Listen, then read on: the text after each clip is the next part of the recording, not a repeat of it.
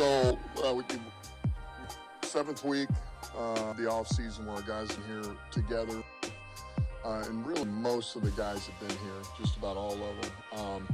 And then we've had guys that have been working here before the off season program started. Like Sewell's one of those guys, which is awesome. One of our captains, our leaders. We've got one more week, so this was our first week of OTAs, and then we've got one more week. So we're only getting two. Normally, we'll go 2 weeks of OTAs, then we go to the vet mini camp. We're not allowed to do that since we're only going to go 2 weeks. So they have to be OTAs, which that's all good. So we're just trying to cram in as much of our core that we can schematically, and there again, I wrote this down. We've got offensively and defensively, staff-wise, either new coaches or in new positions or first time having the room. That's 14 guys. So that's a lot. And so there's a lot of working together, everybody being on the same page, making sure that coordinators want what they want, coordinators know what I want. And so this is the best time to do that. We're all working through the kinks, which is awesome. It's only been 2 days, but it's been really good. So guys are in a good spot and good energy. Turnout's been awesome. We only have 2 guys that aren't here right now. I know who they are. I know where they are at. I've talked to them, and we're all good. And then I know you guys are going to want to know who's practicing today or who's not. So these guys are either out or will be limited. Adams, Martin, McNeil, Onzarike, Pascal, Reeder, Tyleek Williams, Wingo, Barnes, Campbell, Rodriguez, T.A., Branch, Dorsey, Holmes, Chris Spillman,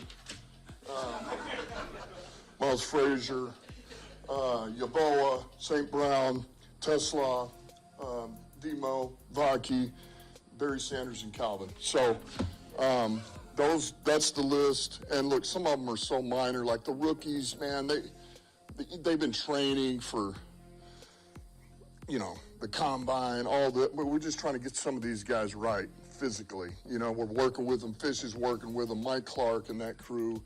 And let's get their bodies right, everything aligned right, and then they'll be ready for training camp. And the number of guys, we're just trying to be smart. We got a little dings here and there, and so we're just trying to make sure everybody's good. So this is a time of year to make sure that we're being a little more conservative with those type of things. And they're here, they're in meetings, and so everybody's locked in. And we're excited. The message is the same as it's always been, man. There's no room for complacency. So we're not going to deal with entitlement and complacency. Our team's not. And,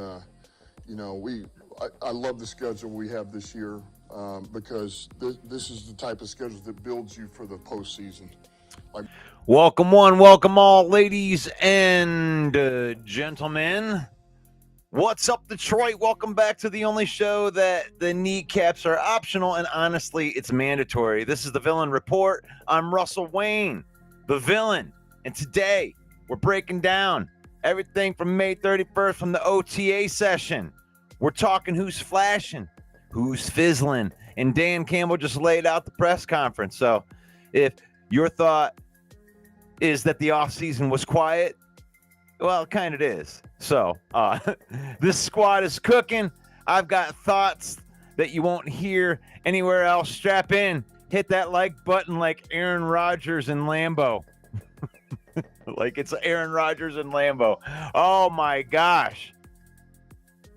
Happy Saturday to everybody. I'm not alone today. Welcome to the program. Johnny Gaz, what's up, buddy? Hey, brother. How are you doing, man? How's everything going? I feel like it's been 4 months since we've talked Lions football together. How are you? I don't know. How's that foot? Man. Yeah, that's great.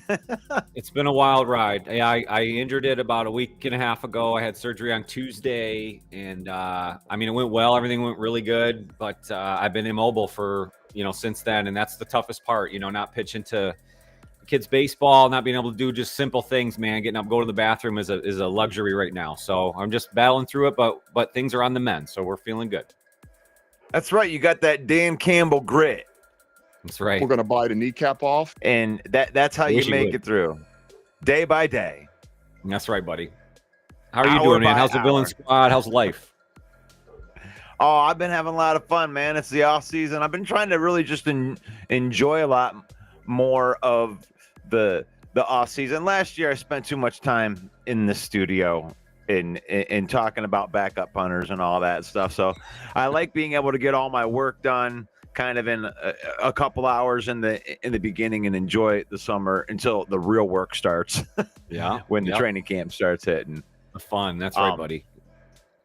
But this is an awesome week for us because we got a whole bunch of new information. Now we got I got all the Dan Campbell press conference we're going to go through. We're going to react to that, and we'll get some of the player conversations in there. So this is going to be a really relaxed day. Give us your thoughts in the comments on how this all works in here. And I wanted to give a little promo right here so I don't forget. This time I'm going to throw it up right now. This show is brought to you by Fanatics. All right, listen up, Villain Squad. If you're rocking with the 313, if you bleed Honolulu Blue, swing Tiger's bat in your sleep, or just drop elbows like it's the WWE Attitude Era, then you need to gear up.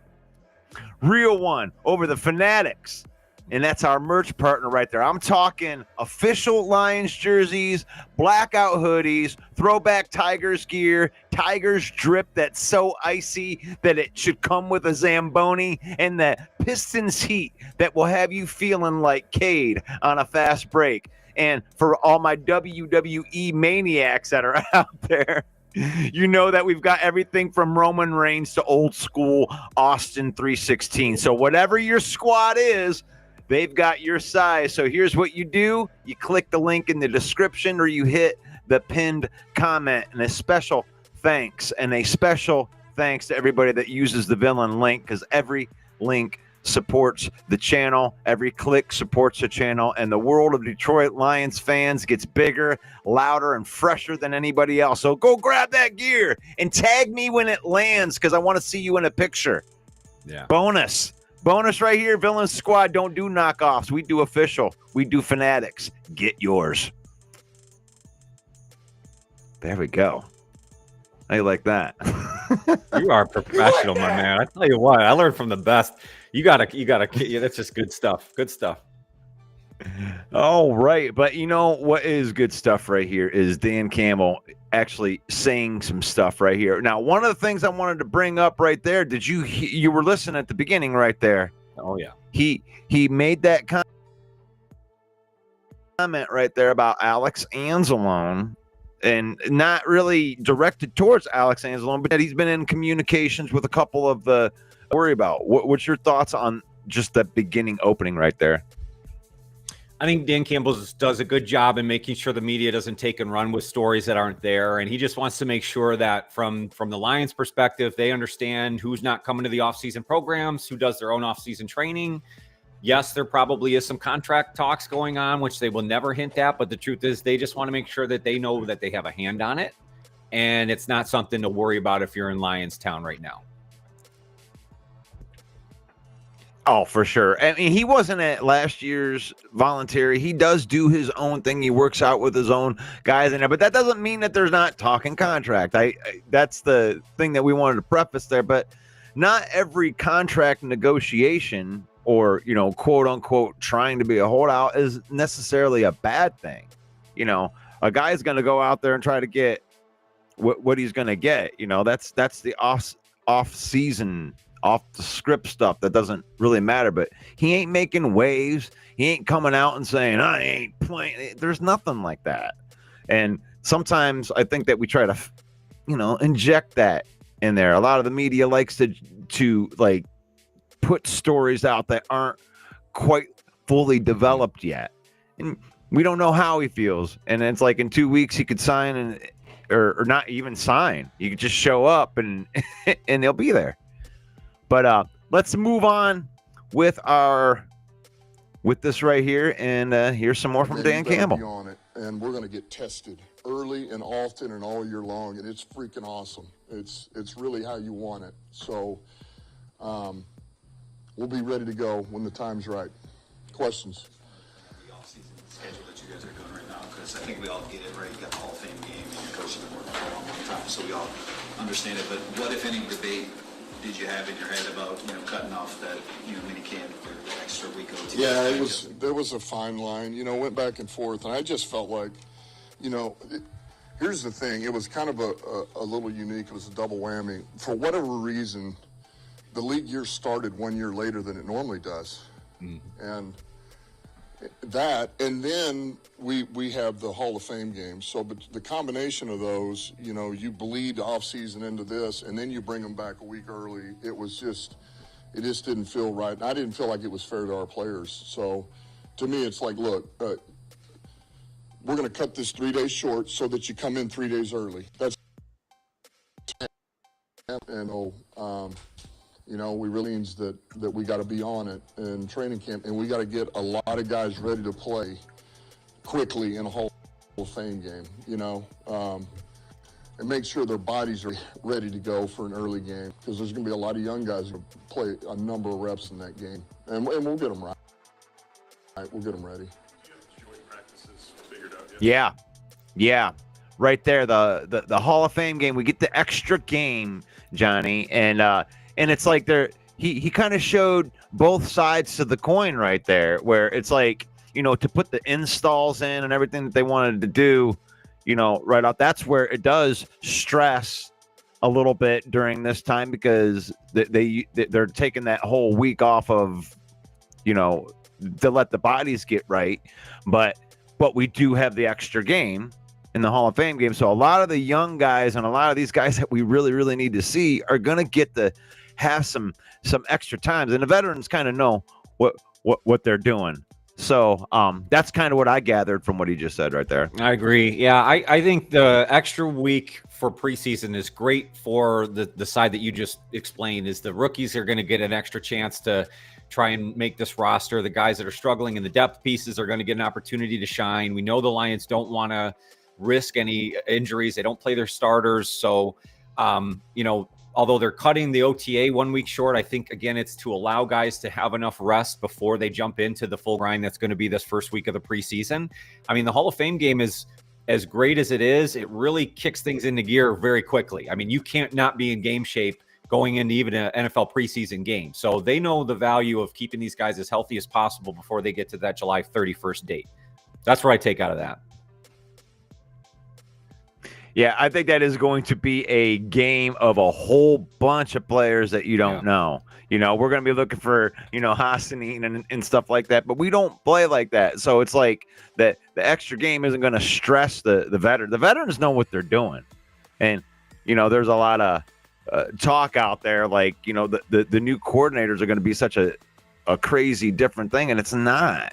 It's not even. He's even going to talk about it right here. I don't want to poo-poo on it. I already know where he's going to go with this, but here's some more Dan Campbell here. We do. The plan is to go with Miami a couple of days, and then we'll go with Houston that last week for a day. How has Hutchinson looked? It's early, obviously. And yeah. Assuming health with him, how confident are you about your pass rush, even though you didn't add anything significantly on the other side? Yeah.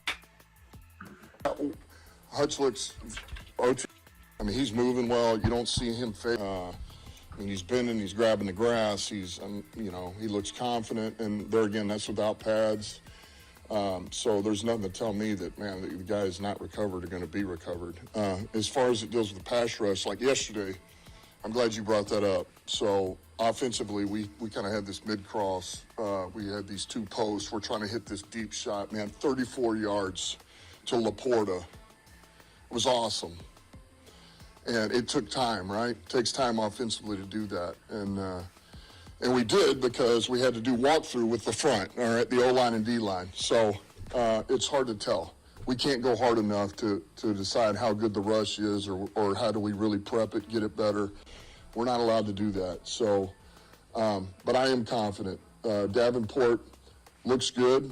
You know, there again, it's early too for him, and we're not in the physical nature of the game. We don't have pads on, but I like the guys we have in that room, and there again, training camp will make it right. Dan, what kind of challenges does it present when you've got a Yes, he did. Toe tapper, 34 yards. you've got Great throw. a condensed schedule and so many new coaches primarily at the coordinator positions? Just what is it? What challenges does it present? Yeah, it's challenging. I mean, it's a lot, you know. It's a lot, but there again, I think you know, for us, it's, man, let's take what we really know. You know, things that, beauty of what we've done offensively is we're really taking a lot of what we've been. You know, Johnny's done that, things that we've really majored in the last 2 or 3 years. And there's things that I know that he wants to do that he's had a lot of success with that'll fit us perfectly. But, man, and it's just about, hey, we name this a little bit different. We tweak a couple of the formation names. But all in all, it's more about, you know, this is how I want it. This is my style of coaching. This is what I'm looking for. You know, Shep is it's the same thing. You know, we're trying to put a little bit more on these guys and give them more freedom in the defense by look. You know, and that requires guys being on it, man. That requires the players taking ownership in it and the communication to be, you know, on par. So it's challenging, but yet that's what this time of year is. And I can already tell you after 2 days going into day 3, man, it's already tightened up, you know, in a matter of days, which is awesome. I mean, guys getting on the same page and the coaching and that's what you love, man. That's why I hired the coaches that I did, because I knew they would adapt quickly and be able to work together.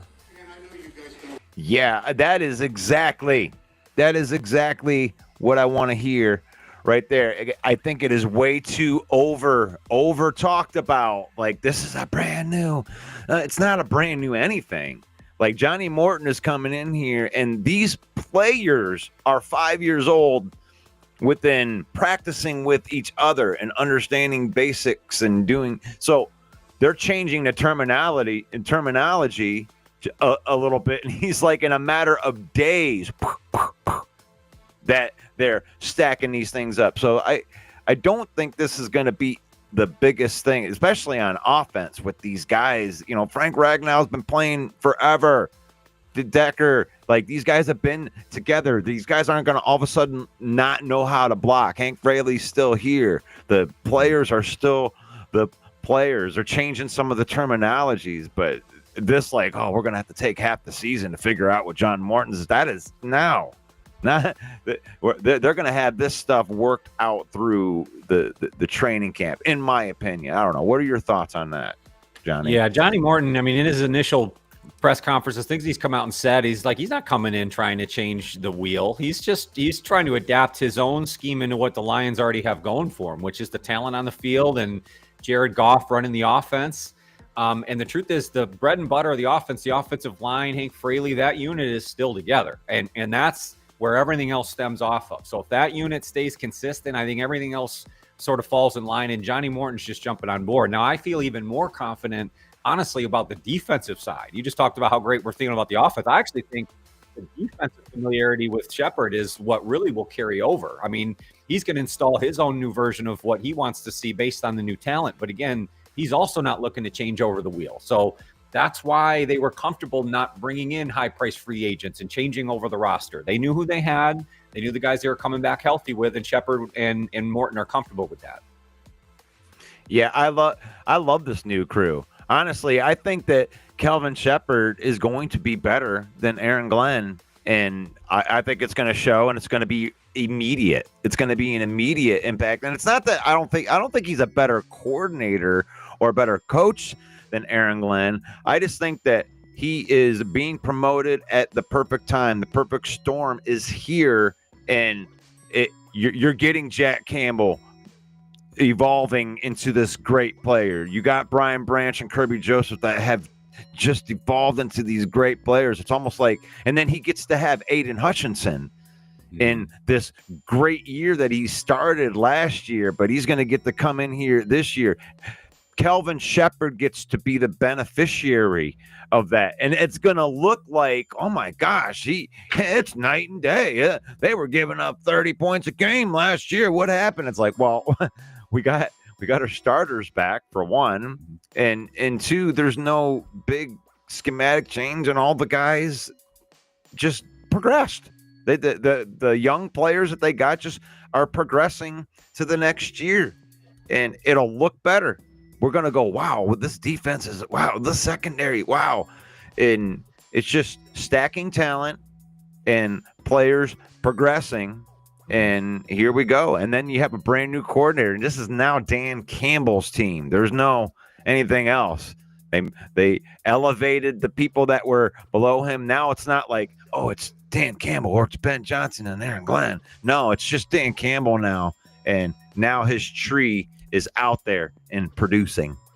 That's a good point. I think a lot of, now we know internally, and Detroit fans and people that follow the team so heavily know the importance of Dan Campbell and what he's meant to this organization. But I think this year more than most will show people outside of Detroit how good of a coach Dan Campbell really is. Because if you can change over your coordinators and go on a full switch like this and continue the success, and that's been Brad Holmes' MO from the get-go, is to try and continue that success. I think it proves more than what has already been proven that Dan Campbell is one of the best coaches in the NFL.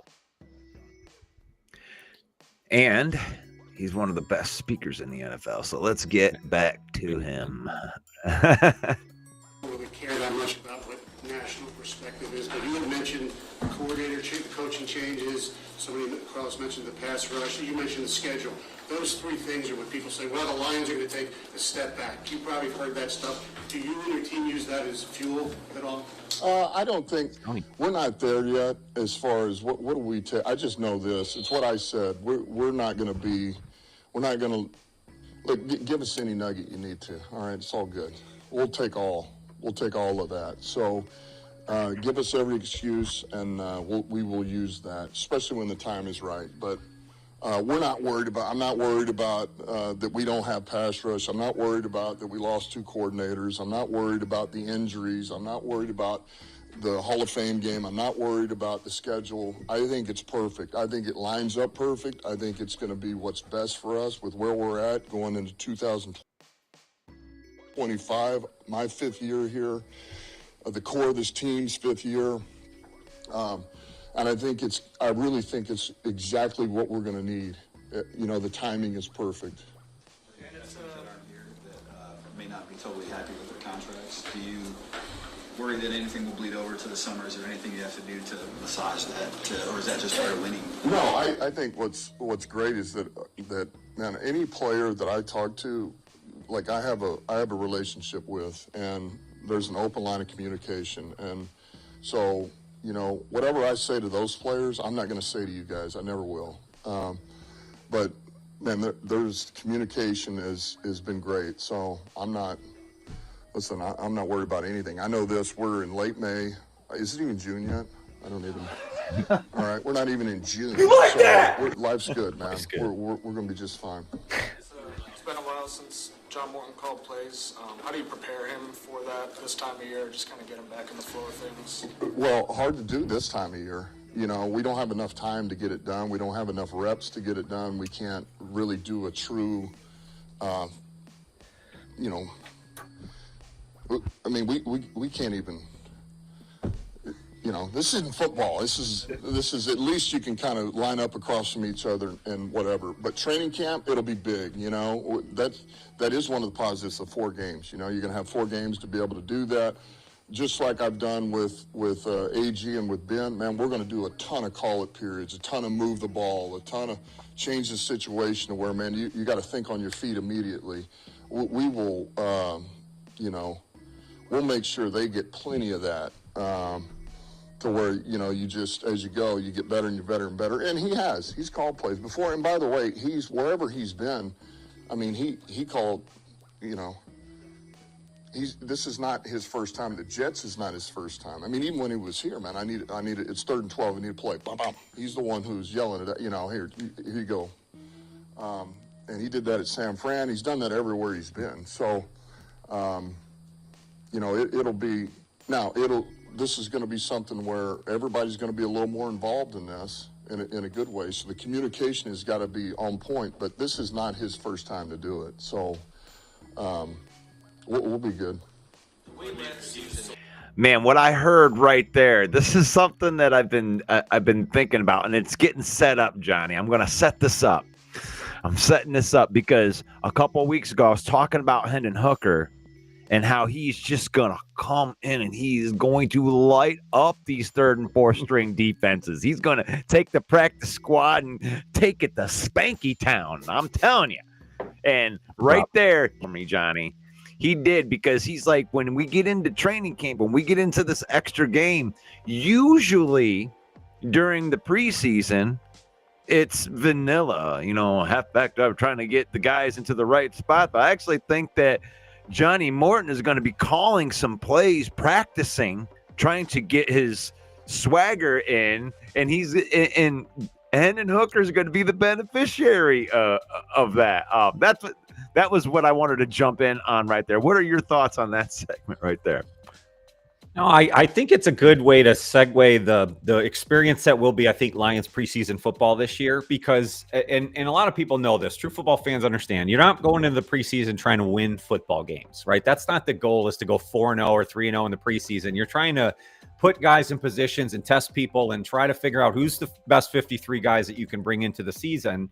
But this year it adds an extra layer of that, because you're right, the coordinators are going to have to gain experience through play calling with this experimentation. It's going to be really interesting to see, because Johnny Morton would scheme an offense differently for Hendon Hooker at the helm versus Jared Goff, right? I mean, it's two different quarterbacks, two different skill sets, but they're not going to put together two different offenses. So to see him work with Hendon Hooker this offseason is going to be very interesting. I love this.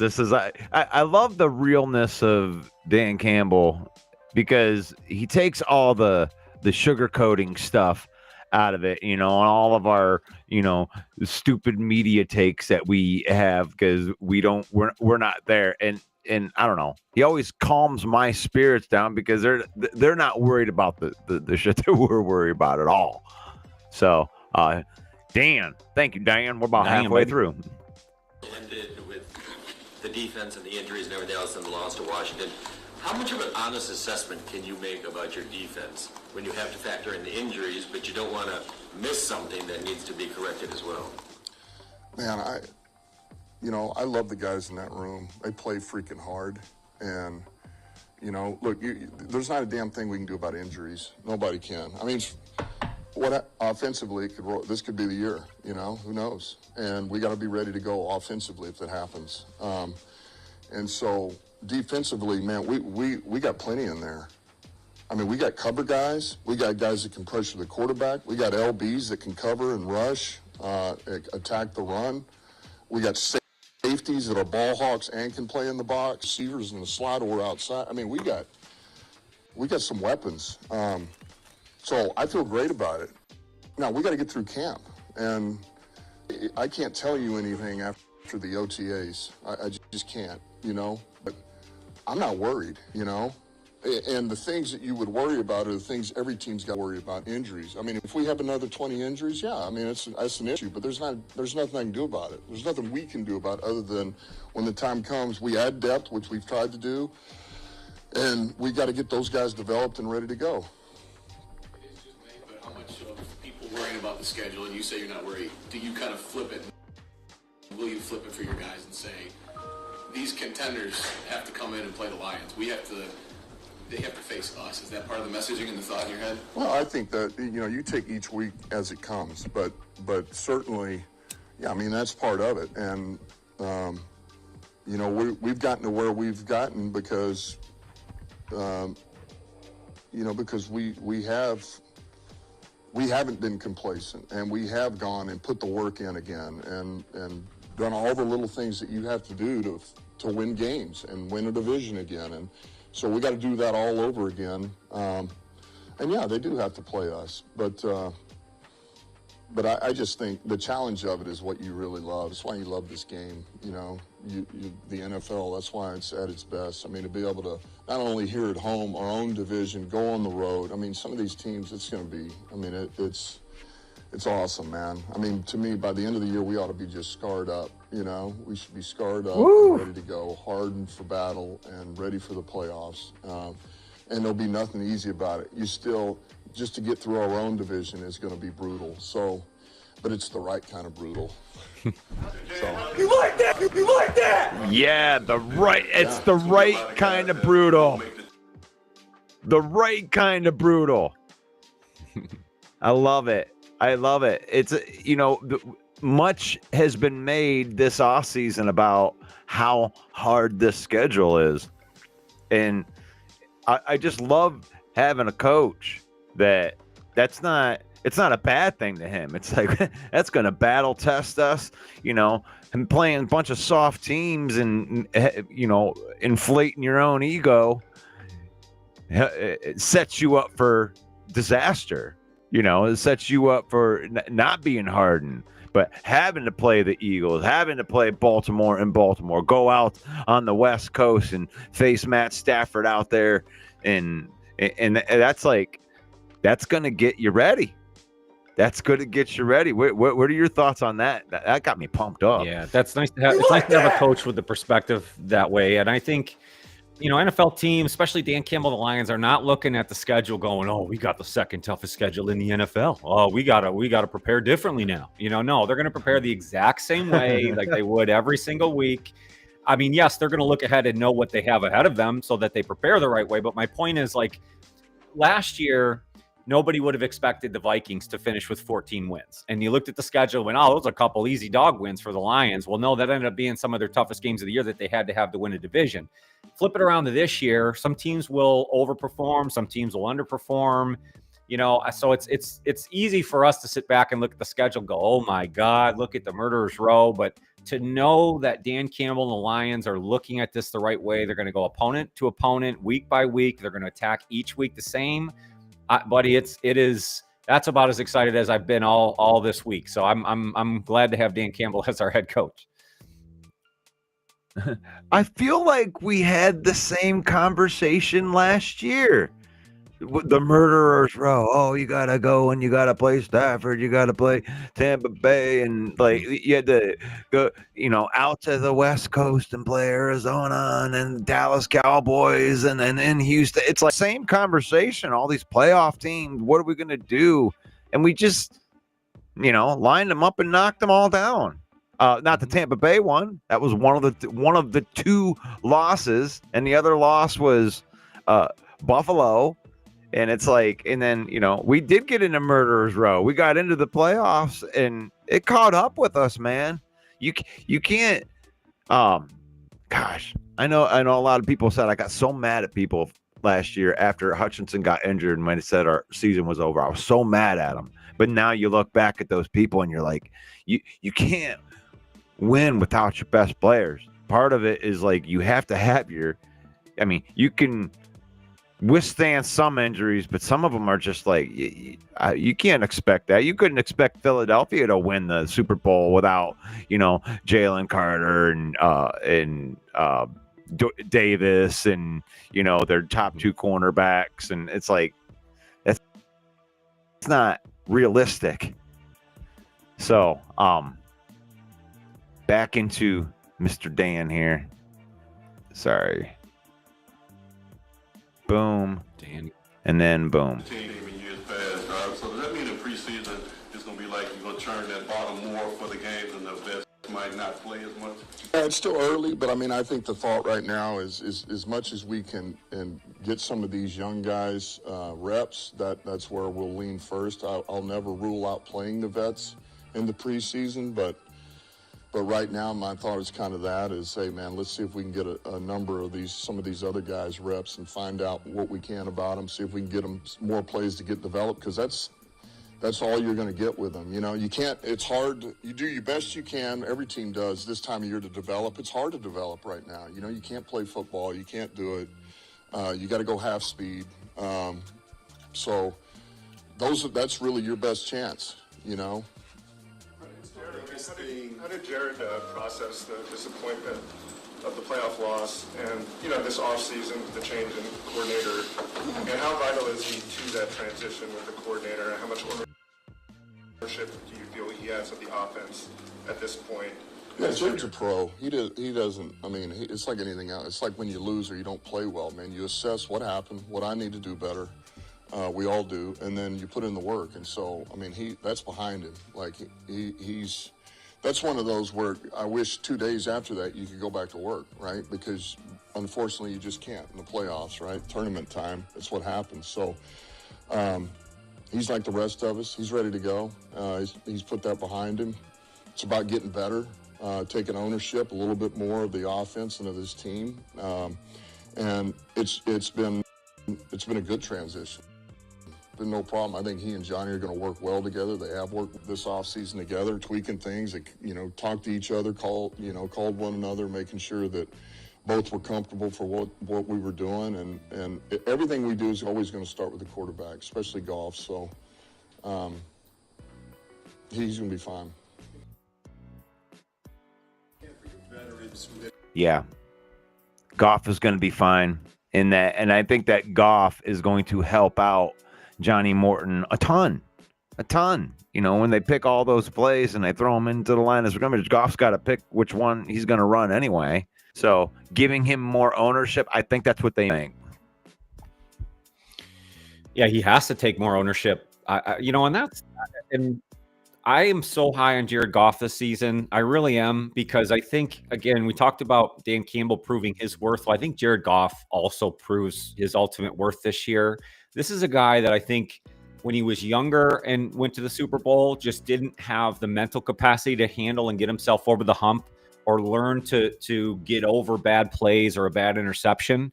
When you heard Dan Campbell in that speech there talk about how he would have loved to get Jared Goff right back on the field after that loss, because he knows how bad he wants it and how he understood what went wrong. I've had a lot of free time here, Villain, recently with this injury. I went back and watched Washington in the loss. I'm not making excuses for Jared Goff. He's got to play better, but that dude got hurt on that hit, and he was not the same quarterback for the rest of that game. It's not an excuse. It can't happen again. But the truth is, I think in a different situation with a little bit more health, I think we're talking about that team differently. Yes, there's going to be a lot more responsibility on his plate, but I think he's ready for it, and I think he's going to prove it this year. It's the Goffense. You've said it over and over again. It's a perfect moniker for what this team will be offensively this year. Yeah, that's my quarterback. I believe in him now. It's like when somebody just goes to one team and they have a couple good seasons and then you're still the jury's kind of still out. When he very first got here, you got your eye open for it. But when you can go to a team that had nothing in the Rams, and however it got built up, but it got built up to where you took a team to a Super Bowl, and then you get traded to a team that was equally shitty in that 2021 season. It was bad.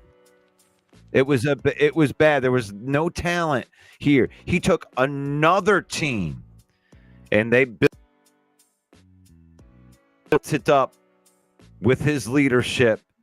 And when you can do that at two different teams, to me, the jury's left. The verdict's in. We have a good quarterback here, and that you just deal with it out there. He has bad games like anybody else. Ask Patrick Mahomes. He had a very bad game in the Super Bowl. Does that mean he sucks? He sucks, right? Ask Lamar Jackson how many poor playoff performances he's had. Sorry. But what's that? So I said, ask Lamar Jackson how many poor playoff performances he's had in the recent years. And I'm sorry to interrupt, but that's just another example. Yeah. I just want to say hello to everybody before we get back into this, right? Because I didn't do that yet. Let's see. We got Rick C's in the house. Prayers up to you, my friend. Davey in the house. John Herman is in the house. Broski Bear is in the house. Bear Down Mike is in the house. Jonathan Height is in the house. And Dwayne Keene is in the house. And Jonathan asks what happened to Main Event Mike, and Main Event Mike is doing his own show now. Main Event Mike is no longer with the Villain Squad. And you can check out Main Event Mike also on the Huddle Sports Network.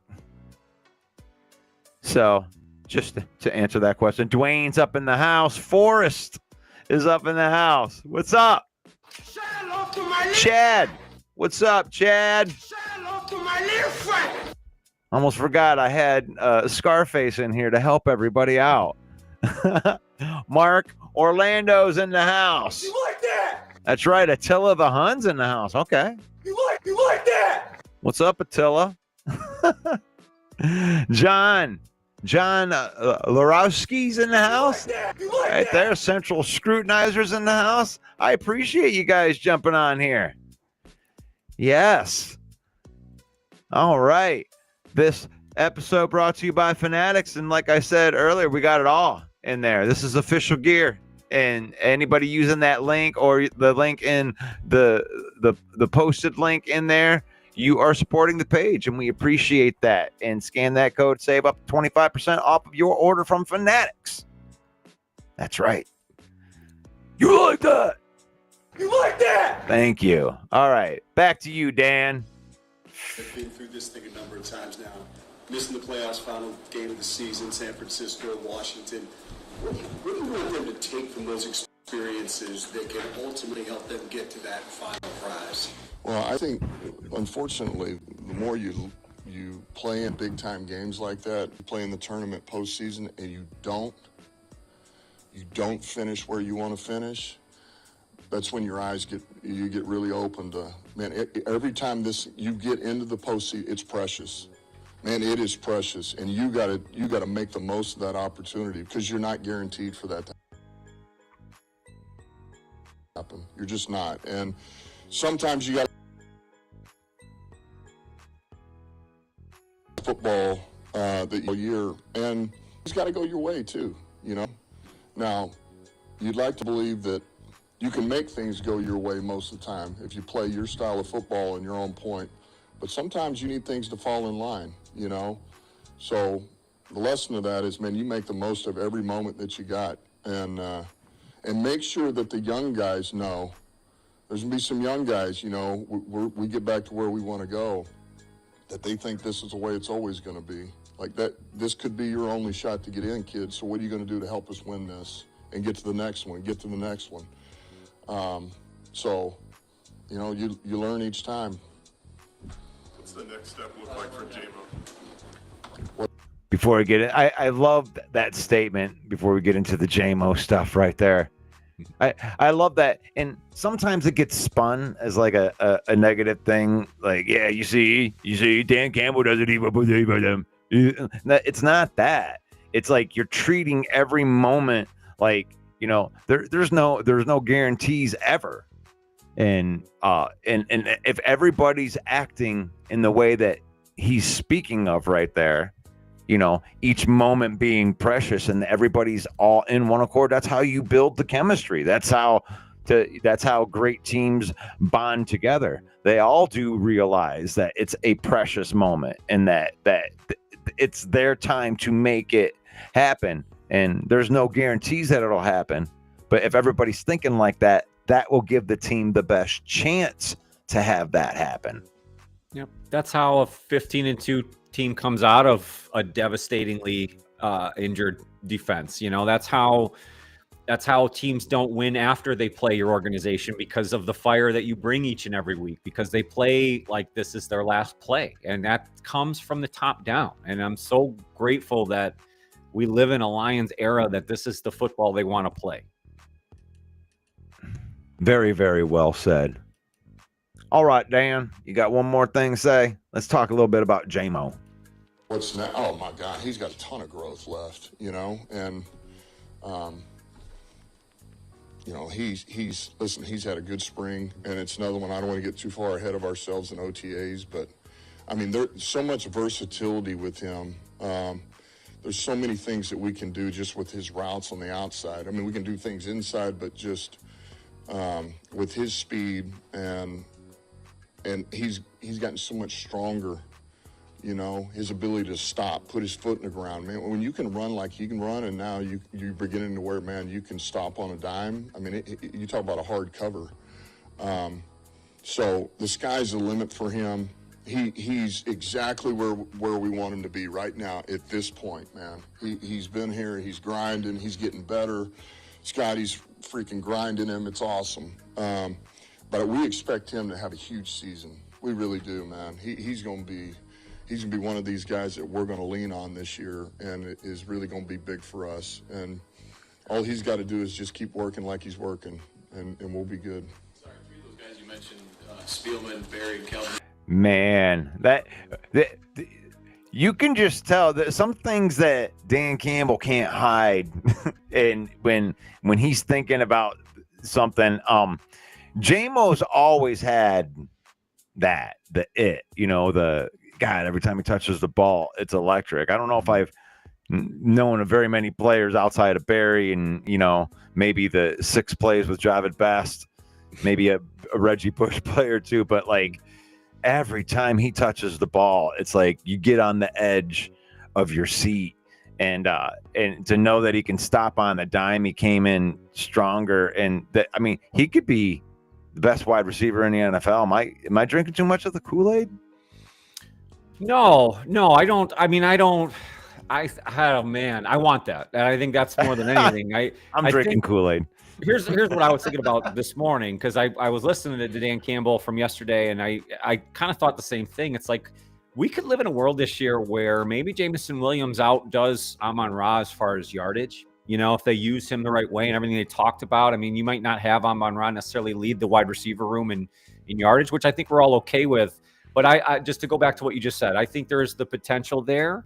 I think now 2 seasons stacked on top of each other, we feel really good about what the organization has said, his work ethic, the time he's putting in, the people he's working with. That's what you want to see. I mean, I've said in years past that Jameson is kind of the final piece to this offense, really just taking it to the next step. I mean, if he jumps up another level this year, look out. I mean, the next level for him might just be targets. Yeah. Because he had 1,000 yards on not very many, like they just put in more targets. He's already kind of done it, 17.3 yards a catch. That's a big play. Mm-hmm. So, the smart money would say is if you just target that more, and it's going to be even better. Now, he may not average 17 yards anymore because they're going to target him more, but that's going to open up the middle of the field because you're going to have to roll coverage over to that, because with that speed, if he's able to stop on a dime, Jared Goff ain't no dummy. If he can create separation like that, that's crazy. Explain to me, if you're a defensive coordinator, what you do with Jahmyr Gibbs in the backfield. You got Amon-Ra and J-Mo on one side with Sam Laporta split on the other side, and now you got to worry about.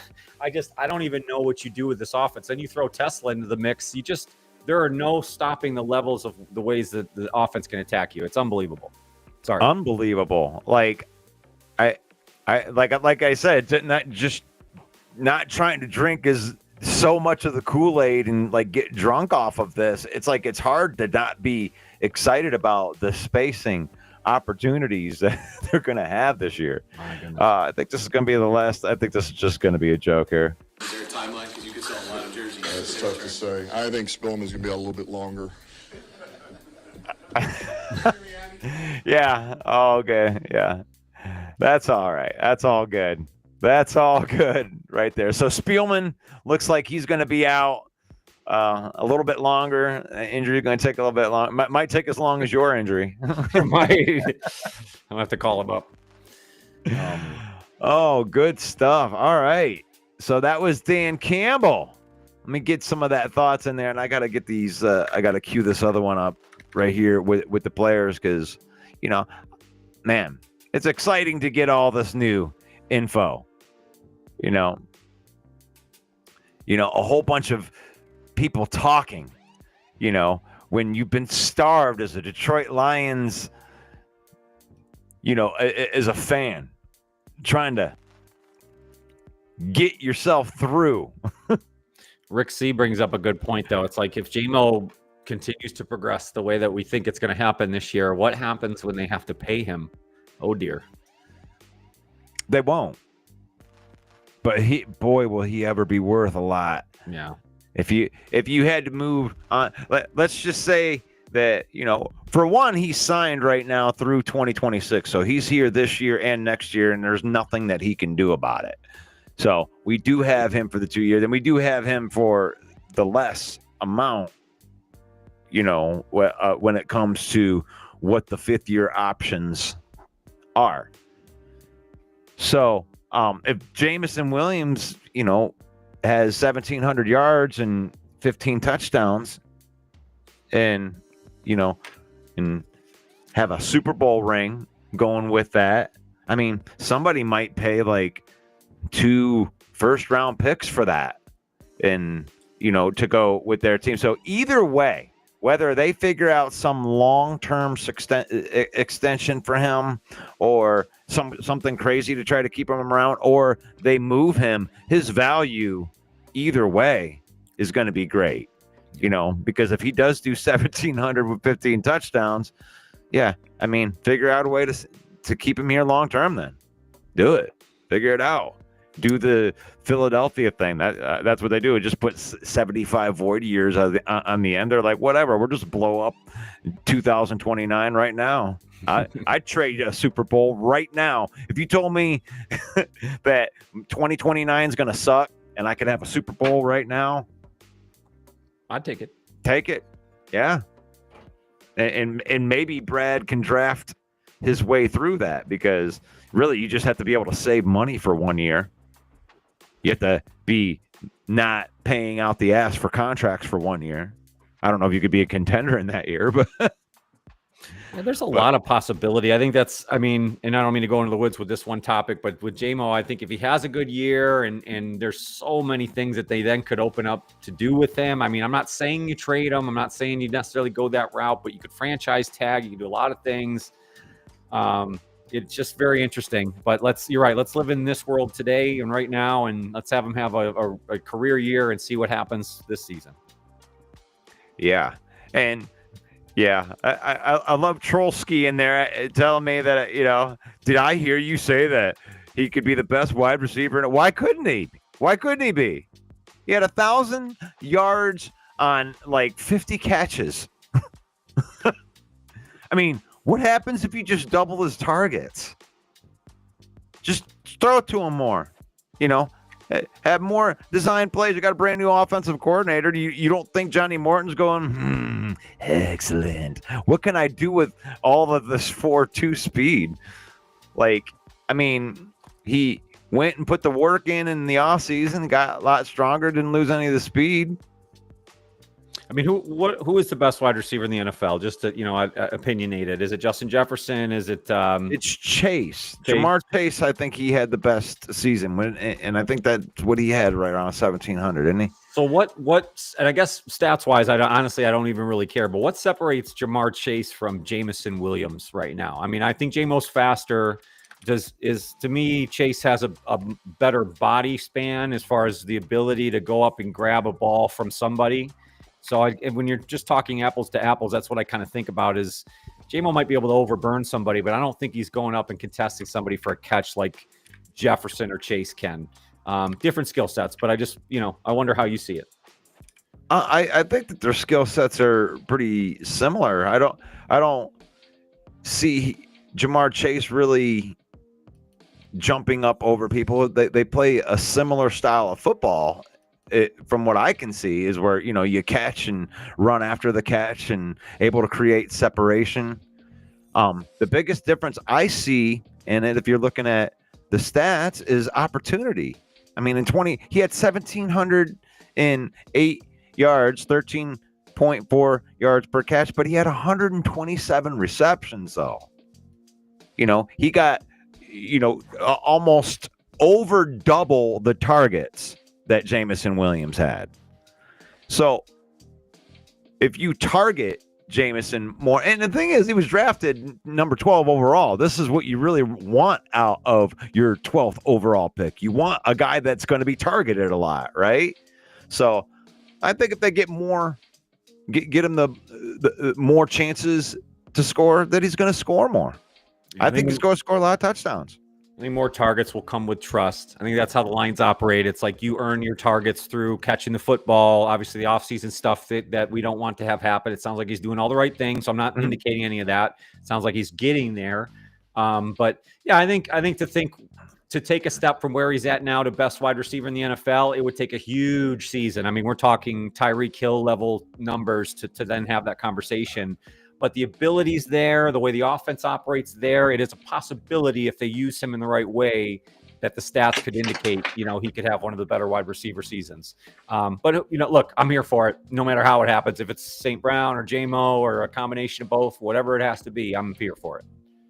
So Jameson Williams last year had, I wanted to get his exact, he had 58 receptions at 17.3 yards per catch. And even though it was just 17 yards per catch, and he had, let's just say he had 15 or, even 20 more catches than that. We just say 20 more catches, that would give him 340 more yards just on 20 more catches. So that would put him at like 1,400 yards receiving. Where would that put him? Is that put him in the top 10 of all wide receivers? Just to give him a couple. And that's not being a homer, by the way. Just to suggest that Jameson Williams would have 78 catches rather than 58 catches in a season, that's not homerism. So to suggest that it's possible. So to suggest that Jameson Williams could have 1,300 yards or 1,400 yards receiving this year is not a stretch at all. That's not even stretching. That's probably going to happen. Now, I can homer stretch it and say, he gets 30 or 40 more catches than that and have him right around 100. If he had 100 receptions, I mean, he might have 2,000 yards receivings. A ton of factors. Injuries play a part, how they use the rest of the offense. Broski brings up a good point. Laporta was a little limited in catches last season as well. So, you got to take some to give some. But I also would say that Johnny Morton's probably going to run a tiny bit heavier pass scheme than Ben Johnson did. So you might see a little more ball distribution through the air that way. So there might be more catches to be had just in that alone. But the thing is like, you're going to, if you do that, and all of a sudden you're going to see teams rolling coverages, and it's going to create problems. If Jameson Williams is what Dan Campbell's talking about right there, that's a problem. That's a problem for every defense that's out there. And if you don't think that it is, then you better stop drinking your own Kool-Aid, because that's going to be a problem. Because if you roll coverages or you try to roll safeties over there to try to double cover him, you're going to leave guys like Amon-Ra St. Brown and Sam Laporta right in the middle. Or you're going to empty out that box so Jahmyr Gibbs gets to run against a soft box. Yeah, that's a problem. Good luck covering Jahmyr Gibbs out of the backfield on these wheel routes and angle routes. I mean, you can't cover him with a single linebacker. You got to, there's just too many mouths to feed and too many players to think about. It's incredible. Now that offensive line holds up. That's where it's at. And Johnny, I know that we're done with the first hour right here. I expected this to be kind of a marathon today, but I got another half an hour worth of players to go through, and you're more than welcome to stay on as long as you want. I will. I'll tell you what, buddy. I got a weird med schedule here, so I better log off if that's okay. I appreciate that's fine, brother. Again, thank you for always having me on. I'm sorry my schedule's been so weird lately. I'll connect with you here when we get done. But Villains, I love you guys. Have a fantastic Saturday and a good weekend. That's Johnny Gaz. That's awesome right there. You can find Johnny Gaz Sports, and he's everywhere. He's on X. He's all over the place. So Make sure you go follow, like, subscribe, all Johnny's stuff. Always putting out good content. Check out his 3-minute drill. He's putting a video out pretty much every day for that. So this is the Lion Villain Report right here. Doing some OTA reactions right here. I'm reacting to the interviews, getting it put out there. Appreciate you too, Johnny. And then here we go. So we also got a chance to talk with, all of the players right there.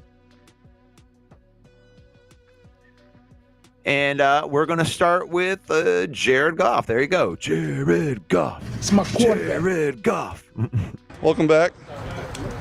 We talked about, at least the last few years, we've talked about just the comfort level of having the same coordinator, a lot of the same weapons, and like that. How much is it? I don't know if the word invigorating is right, but maybe just the newness of this offseason, having to learn John. How much? Yeah, sure. It's fun. It's fun. It's a challenge, and it's new stuff. It's new communication. It's different ways he likes to do things, and learning each other, and it's fun. It's a fun challenge. It's something that we're working through every day, and something that's fun to overcome and get closer to being where we want to be.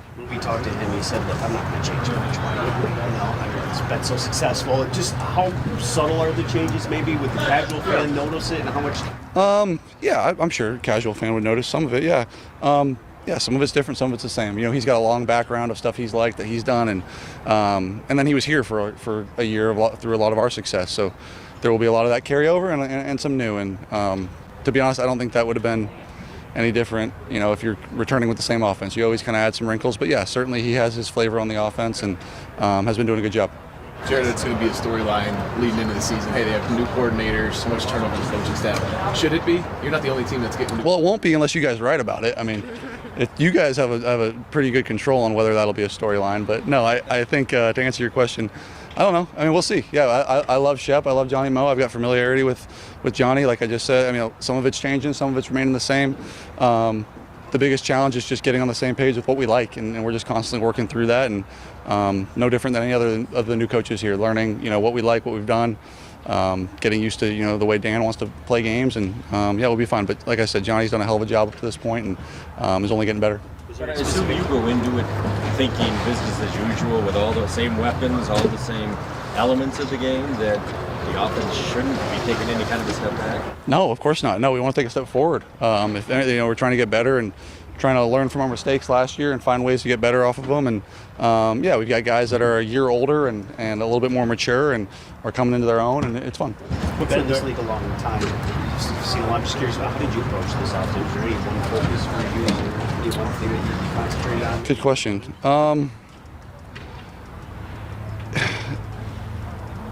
There's stuff, personally in my game that's, would probably bore you guys. It's so minute with some of the throwing stuff and footwork stuff and how I want to throw certain types of balls and where I want my eyes to be and shoulders. And yeah, there's always that stuff, and there's different levels of it. And 5 years ago, it was a lesser level than stuff that I want to work on now. But I think beyond that, it's kind of what we've talked about, is just getting on the same page with Johnny and feeling good about what we're doing. What's the step forward look like for Johnny? Yeah, he's already made it, man. It's been awesome to see. He's done a hell of a job, and yeah, just continue to do what he's done and just get more consistent. And he's done that. He really has. He's working hard. He's being a leader now, which is fun to see him grow into that and show guys how he wants to do things. He's talking to me a ton. It's fun, man. Jared, as good as you guys were last year, record-wise, obviously, you see the NFC, you get the first round bye. How do you frame that in knowing that what improvement for this team doesn't really come until the end of all of it? Yeah, sure. It's a long year. It always is, and it's why some of these May headlines feel silly, and some of the stuff we're talking about feels silly, because it's really, like you're saying, until September or August and training camp, and then even really till like November. When you really start to, kind of get those wheels turning is when stuff really matters, and you want to be kind of peaking at that point. And so, yeah, we're certainly building towards that. And a lot of the stuff we're doing right now is experimental and figuring out and trying new things, and not all of it is stuff that we may end up doing. So, yeah. Because you're the point person, also the common denominator through this board. regime? I mean, how much do you feel like, it's on a little bit on you, I guess, to kind of ease the transition? Yeah, certainly. Yeah, and yeah, we've talked about it. I think you keep putting more on me is what I've tried to tell them, and Dan's all on board with that, trying to load me up with whatever whatever it takes. And yeah, I feel like I'm at a point in my career now where I can handle quite a bit above the years and kind of take on a lot of that role, and they've given me. Yeah, how much do you feel like more guys have that more ownership? I mean, and like the license to do? I will. Yeah, I think right now in OTA number 3, we're still kind of in our 3rd install. But yeah, as time goes on, I'll certainly have a lot of control, and something that if it helps our team be better and helps our offense score points, I'm going to ask for more and keep putting more on my plate. What's your impression of another guy that he's under? Yeah, he's done great, man. He's been fun to watch, and certainly early on in the OTAs, just seeing how much he's matured and how much he's grown, and it seems to be slowing down a little bit for him now, and that's kind of the general progression. It's not any different for him, and I was the same way when I was in my 3rd year in the league. It starts to slow down a little bit, and yeah, he's done a good job. Will you be a dad next time you see him? When's the next time you're going to see me? Yes. Good. Yeah, excited. Boy or girl? No. Yeah, it's a girl. Yeah, I think that's public. Yeah. Are you going to any teammates for fatherly advice, whether it's diaper changing, time balance? Yeah, there's all sorts of advice I'm getting now. How much, how hard it's going to be and all that stuff, and I'm excited for it. And it's something I've looked forward to for a long time, and my wife and I have looked forward to, and yeah, it can't come soon enough, and we're excited. Hey, I've been paying attention to your social. All right, there we go. That's Jared Goff. Jared Goff, the thoughts right there. They want to put more on his plate. And the offensive coordinator, the more they put on his plate, the more it starts feeling like what they did with Peyton Manning, where he's really calling most of the game at the line of scrimmage, like he did most of last year, where you got a plethora of plays that they're sending in, and then he's to look over the defense and pick the right one. And when he's saying that he wants more of the responsibilities, I think that's the type of things that he's talking about right there, as they're putting the offense together. And I think you make a good point here, Attila. Touches will be based on who the defenses focus on. They can't stop everyone. And if they have a great secondary, they run. If they stop, J-Mo blows the top off the field. I love it. That's exactly it right there. So, Broski says that if I'm Morton, I'm giving both Laporta and Gibbs more touches, and I don't agree with that at all. I agree with Attila right here, where we're talking about whatever they focus on. Like if they double Jameson over the top, well then hand the ball off to Gibbs.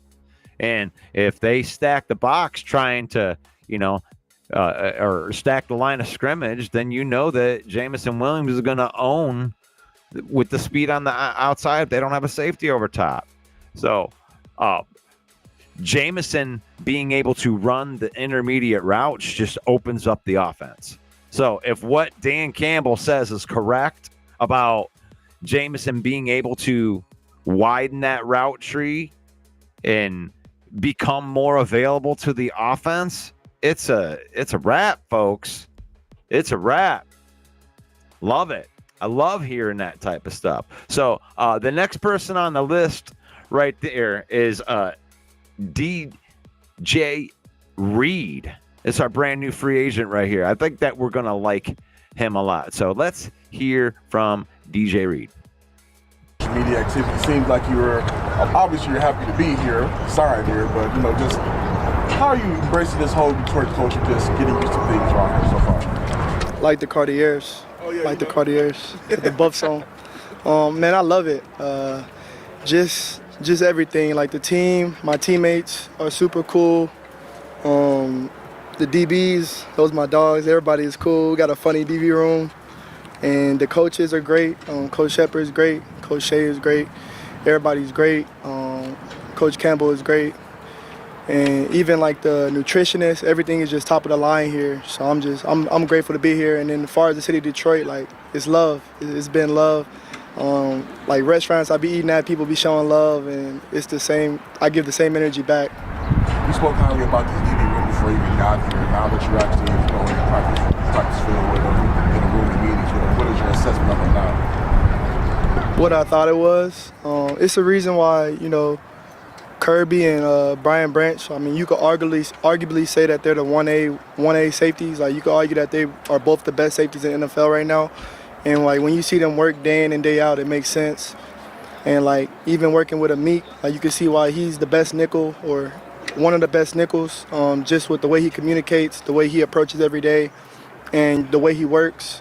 And TA right now, same thing. Like, he hit me up a couple days ago when I was practicing and was basically watching my film for me and telling me, what I need to work on. And he was correct, too, with what he emphasized I need to work on. So the next day I went and worked on that. So we got a good group, bro. And Ennis has been balling his ass off. He had a great day today. So, like, our whole DB room is full of dogs. What do you think you bring that's different, if anything, to this team? I think I bring veteran leadership to the DB room, especially with what we play. I think that I could just help guys with, reading quick game, reading 5-step, understanding what, offenses are trying to attack in our defense, and just leadership as far as, how I take care of my body, what it is to be a pro on a day-to-day basis. I think things like that, but I'm also still learning because I'm in a new environment, so I'm still growing just from the playbook and what the coaches expect out of me as well. From outside, I assume you saw the Lions last season down the stretch, and they were maybe going to win the Super Bowl, but they did get a lot of injuries on defense. How did you view that from the outside, and how quickly do you think this defense can be put back together? Yeah, well, like, when Hutch was, like, when we were watching him last year, because, films kind of, come across each other, when Hutch was playing, like, I thought they were going to win the Super Bowl. And even when he got hurt and they still were playing well, I thought they were going to win the Super Bowl. And me and a couple guys that were over at the Jets when we were, kind of guessing who was going to win the Super Bowl. But, injuries and stuff happen. But, it's a next man up business because, guys are going to get hurt and you got to, replicate it. But it does make it extremely tough when, a lot of guys get injured. And it seems like you have tons of depth in your room, and maybe all across the defense. Maybe that would prevent that. All you can do is take care of your body, and pray to God. But, injuries is going to happen as part of the game. That's why everybody got to be ready. Did you tell Hutch that? No, I ain't told Hutch that. But Hutch is super cool, though. We talked a little bit. It's early, but what are your impressions about how Shepard's defense is called? I like it a lot. Shep is definitely a guy that holds everybody accountable. That's what I really like. It doesn't matter if you played in the league for 10 years or you're a rookie. Everybody's held to the same standard, and I like that. And he knows the defense really well. And he's pretty much, we have a lot of things that we're doing, but he pretty much dumbs it down for us so we could just play, which I like that as well. You bring energy, communication. It seems like he's a big communication guy. Talking about Shepard. Yeah, Shep, he brings energy too. He's a leader. Like, some guys just have that dominant alpha personality, and he definitely has that. So, you respect that as well as he played, as well as, he respects everybody. And you got to come here and work. And I feel like if you do that, everything's going to be good. You joined a room with is that you played on a team that had a really good defense, not as good of an offense. You come here with maybe the best offense in the league. You're looking forward to that balance for you? Yeah, it's a new year, so, we got to earn it. But, yeah, that offense, they were rolling last year. So hopefully this year, it's pretty much the same gel of guys, new OC. And they're doing really cool things, but yeah, they're really talented on offense. So yeah, once they get rolling, it's complementary. You play complementary football. It's gonna help the defense. Defense gonna help the offense. Special teams gonna help both, and we're gonna win. You joined a room with some young defensive backs. How do you like how they're coming along so far from your perspective? I like it a lot. They're doing really well. Like I said, Ennis has been out here and he's been playing really well. So it's great to see him putting it together. This is our third practice, but he's been playing really well. And everybody else is playing well too. We got a great room. Do you feel a need to teach or lead or let them do their own thing? I'm more of a kind of show what I do, and if you pick off it, if you got questions, I got you. But I'm not, I'm new here, so I'm not gonna just come here and just tell people, what works. It's like if someone comes to me or asks me a question and vice versa, I ask them questions because I'm new here, so they really know more than me as far as the playbook and experience. So I'm really asking them more questions than they're asking me right now. What's the difficulty like last year playing on a team that didn't have a great record but had a good defense, but you still had to keep going out there? How difficult was that? It's difficult, but at the end of the day, we get paid to play football, and you make a commitment to your team to play and to play to your best of your abilities. But it is tough, when you get to September, October, November, Right. and you kind of already out the playoffs.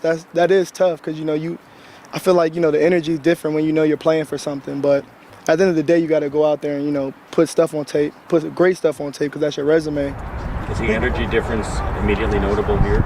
Yeah, for sure. To piggyback off of that, how was your last stop prepared before coming to a team that has a Super Bowl window? Gratitude, just gratitude. Just being here, I've just felt a lot of gratitude. Like I needed to go through what I went through in New York, and I'm grateful that I went through it. I played with a lot of great guys, was coached by great coaches, and yeah, like I'm definitely grateful for the time I was there. I definitely got better, especially as far as pressing, because we played a lot of men in New York compared to when I was in Seattle.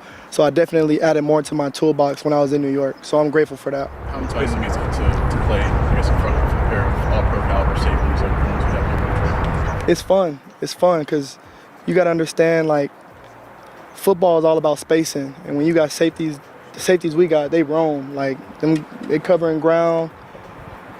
So that you could play a little different when you go out in receivers. So I'm excited about that.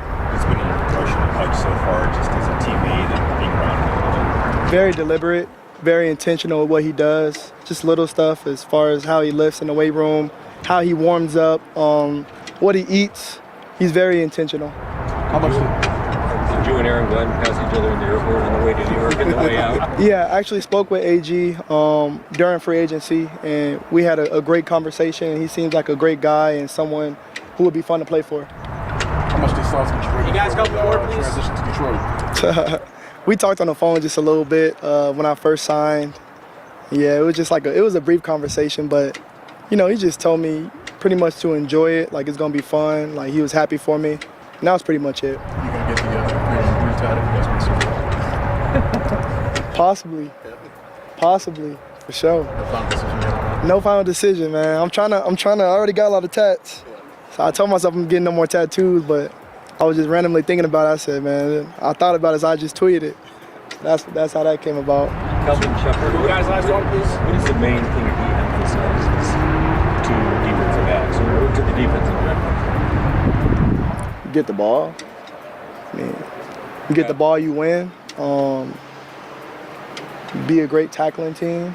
Really the fundamentals. Right. But football is simple. Like it's nothing to complicate. So just get the ball, tackle, execute what's in front of you, and really dominate the person in front of you. So you've been around Shep, obviously. There you go. That's DJ Reed. DJ Reed right there. Brand new cornerback right there. Nice to hear from him. And by the way, Sandra, no one's going to buy your fake tickets. I've already blocked you. We ain't gonna allow any fake tickets on here. You don't have fake tickets. Don't message her because she's going to scam you. She's not going to be able to attend because of her work shift. Really? If you want to buy tickets, they have resale sites all over the place. Legitimate sites that are backed with insurance. Don't message Sandra getting in there. But talk about DJ Reed, man. I love the humbleness. They're coming in. They're asking him to come in, and they're asking him if he's going to be a leader, and he's going to go. If they ask him questions, it's like he's trying to learn. He's the one that's asking questions. He feels like the energy here is a team that wants to win a Super Bowl, that's poised to win a Super Bowl. Rick C says Jahmyr Gibbs is going to be the main focus of every defense that we face. If you can't contain Sonic, then you can't stop this offense. And here's the problem with them, Rick. is if they stop Gibbs, they're going to have to use resources to stop Gibbs. And from what Dan Campbell was saying about Jamison Williams, that's where the X factor comes in. Because if they contain Sonic, then Williams is going to be wide open. Because they're not going to be able to do all of it. So if they do stop Gibbs, then we're just going to beat him with Jamison. That's a beautiful thing. That's a beautiful thing. It's going to be a fun season, starting with the beat down in Lambeau, going straight to Lambeau Field and put another smackdown on that punk-ass fraud team out there in Lambeau Field. Right here. And let's talk to Jack Campbell. What's Jack Campbell got to say about it? Long time, but any difference with him in this role, or just how excited are you for him? Honestly, the only difference is now he's got a mic in his hand and he's like in your helmet. So that's been good though. I'm happy for him. He deserves it, and the whole coaching staff on the defensive side's done a great job up until this point. We just got to keep improving. Just with the circumstance of the Hall of Fame game and stuff, we got less practice time, so we got to make sure we've been locked in. I feel like we've done a good job of that defensively and offensively and as a team. So we just need to continue to improve every single day and know that it's going to come up quick. So. Is there anything that stood out with Shep versus what maybe Aaron did or focused on? Or? I mean, there's a few changes, and there's some things that I'm really excited about, and I think the back end's excited about, and the guys up front are excited about. So it's going to be good, I think. But again, it's a kind of, you got to learn with it. It's a little nuances within the call. That's a little bit different than what Coach Glenn did. So I'm just excited to see what happens, and we got the right guys in the room to do so. So I'm excited. Okay, what are you doing with health-wise right now? I just had a little thing done after the season. I mean, if I could, I'd be out there, and I'm out there trying to do all I can do. So I'm participating in every walkthrough session that I can be in, every meeting, everything. I'm doing as much as I can because I feel like every single player in there knows what it's going to take to get to where we want to be, and I feel like for me that's just, I guess, how I try to be around the building, try to be involved, try to do everything that I can do to put people in the best position to win games. So What'd you have done? it's just a little like thing on my hip. It's all good. Yeah. How do you guys judge, last year the defense obviously struggled down the stretch, a lot of injuries and everything. Yeah. How do you judge the next season? Do you think when everybody's healthy, we're going to be a dominant defense, or how do you grade yourselves? Let me think about that. When I be healthy down the stretch, I feel like that's just kind of a thing that just happens, I guess. I mean, it's not really on anyone. I feel like you just got to continue to take care of your body. Freak things happen. I'd say that. I guess I can compare it to, you got a Dodge diesel truck. It's going to run for 400,000 miles, but you're going to have to change the oil in it every once in a while. So people need some stuff done. I mean, obviously last year that was unbelievable, like broken bones. You can't control that stuff. So, and again, we just have the mentality the next person is going to jump in and do the job. I mean, we beat the Packers. What was that, on Thanksgiving, with guys who got there on Tuesday of that game week, and we played on Monday and played on Thursday or whatever. So we can do it. We won 15 games with not a lot of people. So. Right. And at the end of the day, people are going to be like, oh, the playoffs, everyone's hurt and making excuses, but it really didn't matter because we won so many games in the regular season. We should have carried it over, and we didn't. So that's on me. That's on me and everyone else on the field. So you feel like this defense didn't need an overhaul, then you get your healthy guys back. I mean, we don't need an overhaul at all. I feel like that's up to the guys upstairs, and I feel like they do a good job getting the right guys in the building to do so. And I feel like we have that right now, and we just got to keep building. And if they bring people in, welcome. Let's roll. And obviously when people leave, it sucks to see people leave, especially if you make a relationship with them. But at the same time, you just got to get the right people in the building. So. Jack, with an extra preseason game and then 2 joint practices, which I know, but do you have to mentally and physically prepare yourself for that kind of stretch now? I would say that I've kind of focused on that more once OTAs are done. Right now, I'm just trying to be where my feet are, just with the meetings, practice, working out, training room, everything. But then once I get that break a little bit, I start. You got to get your body right. You got to get mentally get ready for that, just because it's a long stretch. It's a long season, and I feel like you don't really people don't understand. You got to be in it every single day until the end of the season. So just taking the time when you get away to really get away, but stay locked in at the same time. So like that's something that I'll plan out before I get to go home for however long I get to go home, and then I'll come back and attack it and be ready to go. So. Was it good to see Hutchinson back out? Oh yeah. I mean, Same as he's ever? one of the best defensive players in the NFL. So yeah, it's pretty good. Does he look the same as ever? Yeah. Oh yeah, he's good. Considering how much you developed over the past year, I mean, how encouraging was it for Shep to be the one that got the DC job and for your further personal development? Yeah, I feel like Coach Campbell does a great job. He kept a lot of stuff in house, and I feel like that's what he believes in. And again, whatever he says goes, and that's the identity and the culture that he's built here. And it's up to the players to go out there and do it.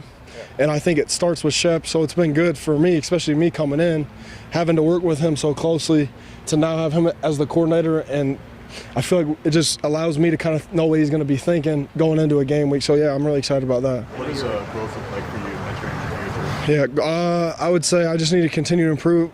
I'm going to give you a vague answer on everything, but just sticking to who I am, sticking to when things don't go right, when things when they do go right, just sticking to everything I do, keeping the same routine, never too high, never too low, being consistent. It's the same little mundane things.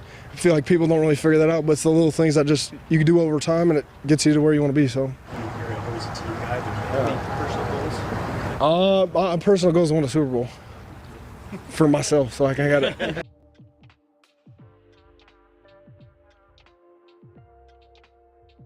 I mean, yeah, I feel like I always think back to just college. Like every year, you just get more comfortable in the system.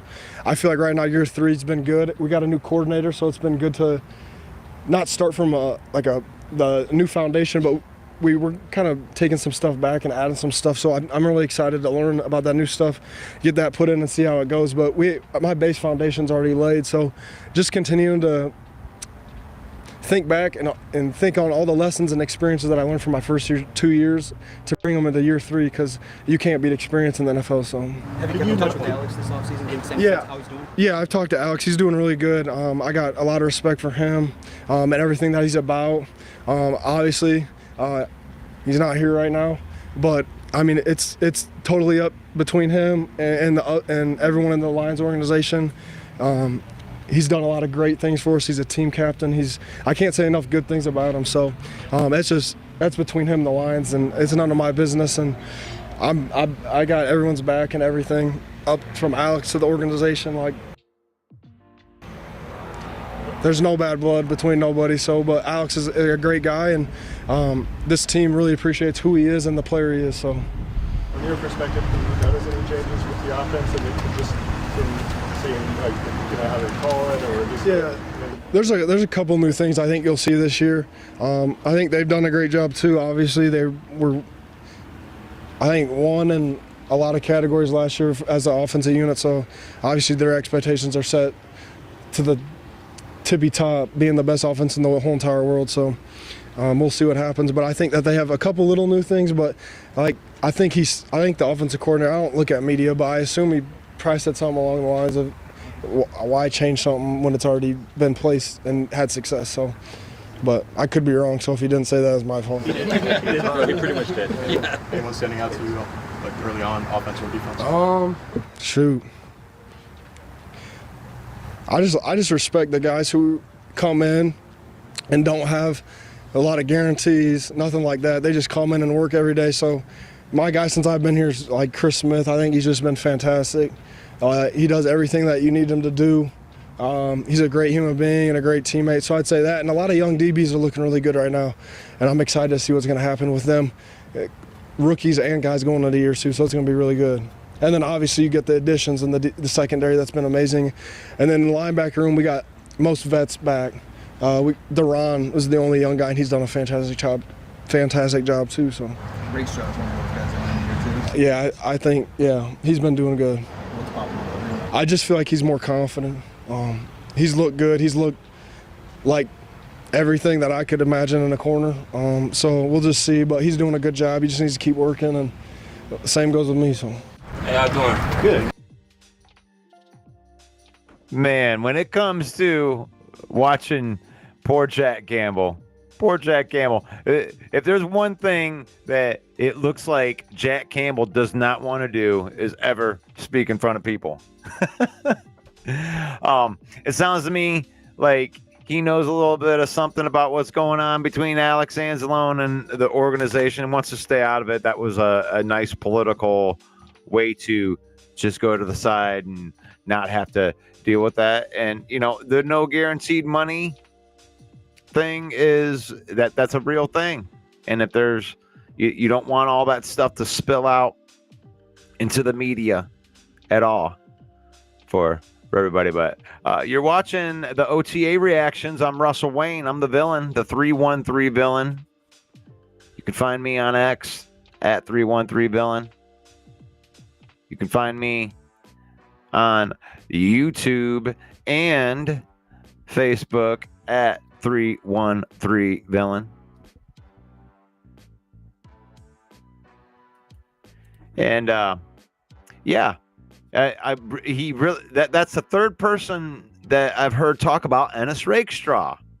So I'm thinking that Ennis Rakestraw is about ready to make a jump. I think that he's going to take a huge second year jump, and it's just because there's more than one person talking about him. It's like when going through these interviews, Dan Campbell, everybody's mentioning about Ennis Rakestraw, and it's not a surprise really all that much. Last year, he had the injury at the end of the year, and he was in his rookie year. By the time he was healed up, you had other cornerbacks getting in there, and he got kind of thrown to the wolves. But I like the outlook of Ennis Rakestraw having a phenomenal second year to becoming an impacting the defense. What do you think about that? Go come in and impact the defense. Now, I'm not saying become an all-pro or anything, but come in and you recognize Ennis Rakestraw is out there and he starts looking like a second-round pick. Let me know in the comments your full thoughts. All right, I've been excited for this. Let's listen to Jameson Williams, and then we shall react to that. I think that he's the last one on there. Yeah, so let's do that. Jameson Williams. Not too bad. Heard a lot about you this offseason, just from coaches, teammates, obviously just expecting huge progression in your game. Just what are you expecting from yourself in your field? The usual. I'm a ball player, so I just expect myself to go out there and make the plays. That's when my name called.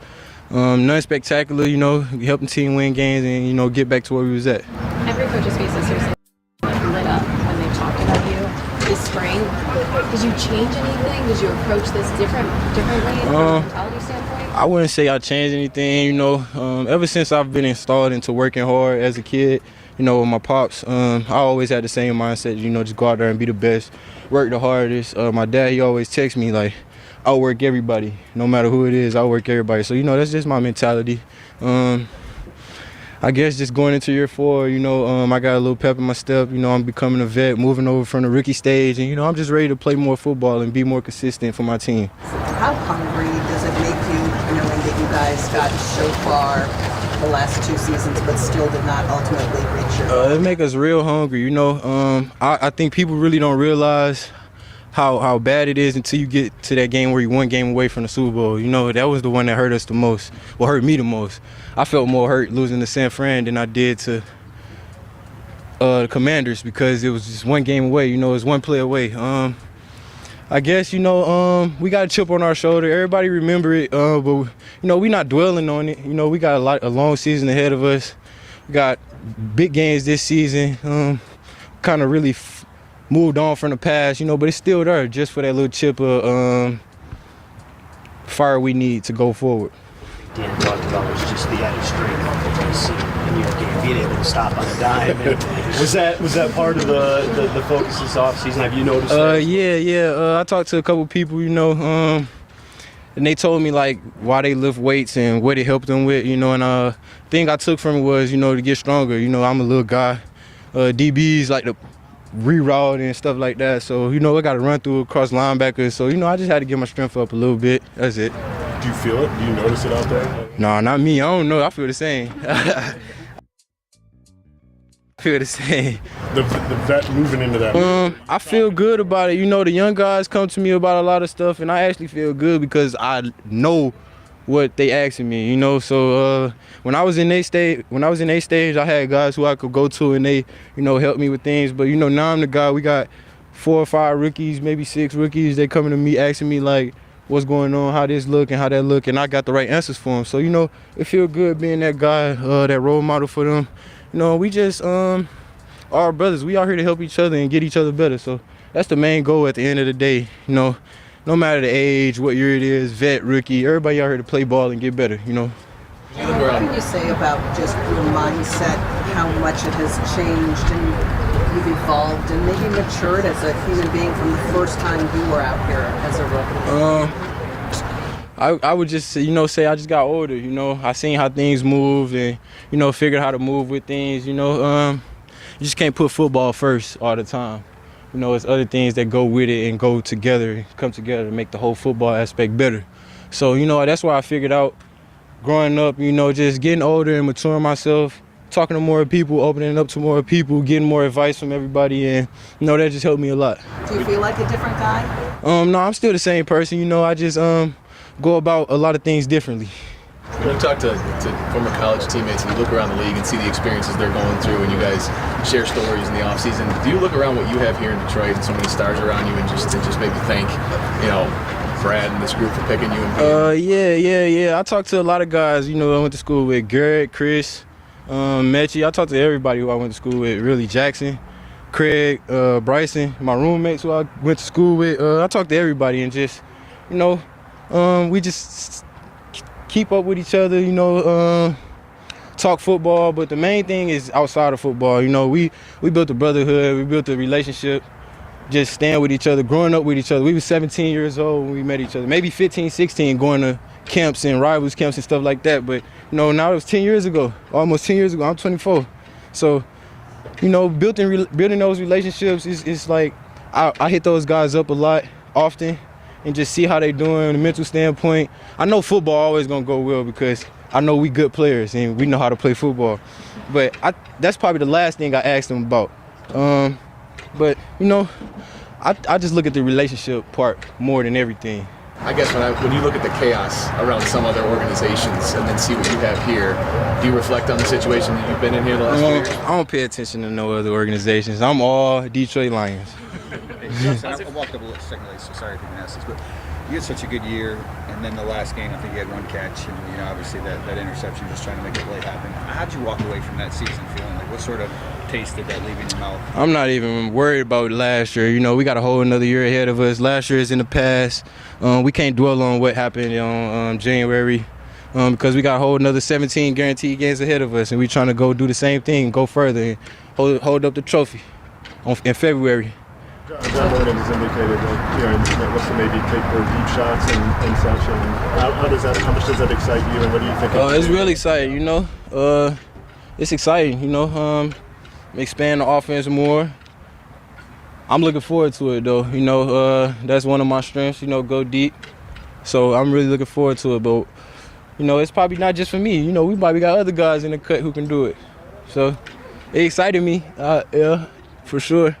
Follow up on what Dave asked you. Did it take a minute to get over last year? I know you're past it now. Nah. I don't really dwell on stuff like you can't. It's May. I don't really think about what happened. I just move forward. It stuck with me for a couple of days. Like, damn, we should have won the game. But I'm more of a positive person. I move on from the bad things. It's gonna be bumps in the road. And I just took it as like we lost. We watched the film. Can't do nothing about it. What did you basically on that interception? What would you do different? What would you do different on that pass? I don't know. Throw it out of bounds? What would you do?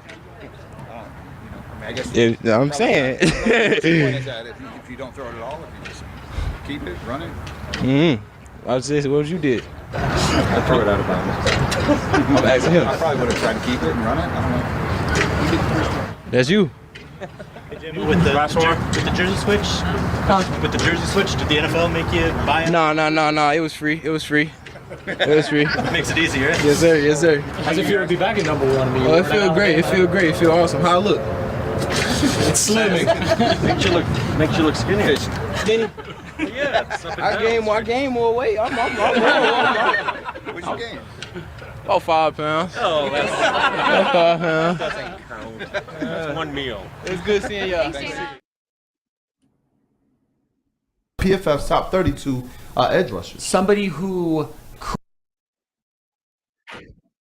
There you go. There you go. So that was Jamison Williams.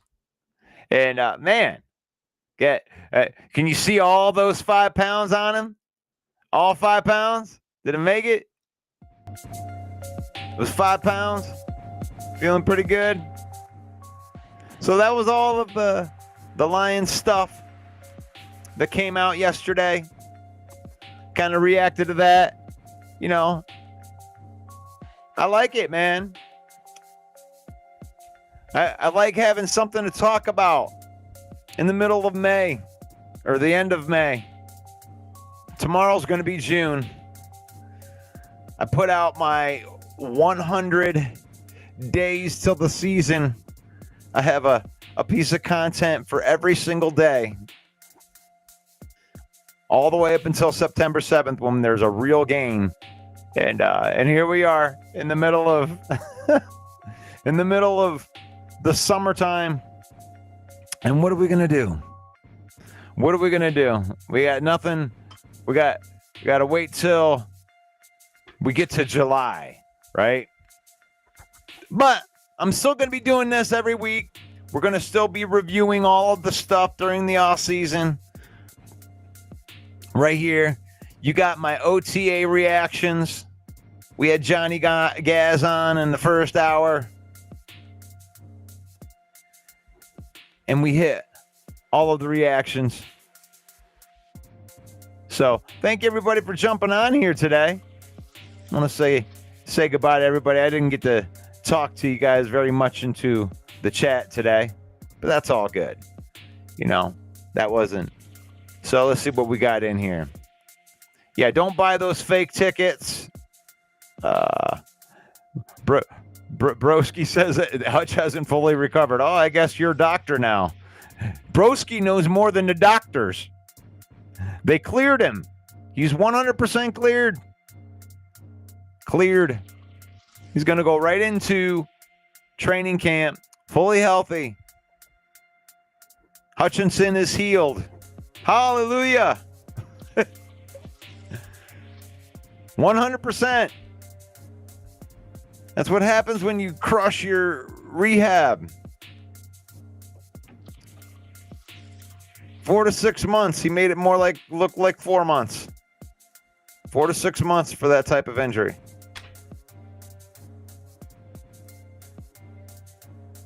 You know, I don't like the Dallas Cowboys. And I don't like Dallas. I don't like Texas. But I do like the fact that they had a hospital that Hutchinson went right to and they got that surgery done quick. Because I can't believe that he recovered that fast. Unbelievable. Unbelievable. He's a machine. Hutchinson is a machine. And now he has a bionic leg. Oh, man. Hey, if you haven't done so already, head on over to the Detroit Lions News Podcast. Give them a follow. Go over to the Huddle Sports Network on Roku. Thank you to those guys. Head on over to the YouTube. Please give me a subscribe. Hit that subscribe button if you're on YouTube. Trying to build that up. We're trying to get to 1,000. We're approaching 900. Let's go. I love it. I'm on X. I'm the villain at 313villain. Thank you, everybody, for watching today. Fun show. Hey, Brent. Thank you, Brent. Thank you, John. Thank you, Rick. Detroit fan man. Thank you to the Central Scrutinizer. Even Broski. Broski's in there.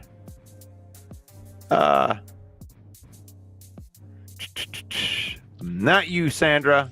You're trying to rip people off. Thank you, Attila. And everybody else that watched today. God bless you guys. I will see you guys. May the Lord bless you. May the Lord keep you. May the Lord shine his face upon you until we meet again. In Jesus' name. Amen. Peace out. Have a great week. You like that?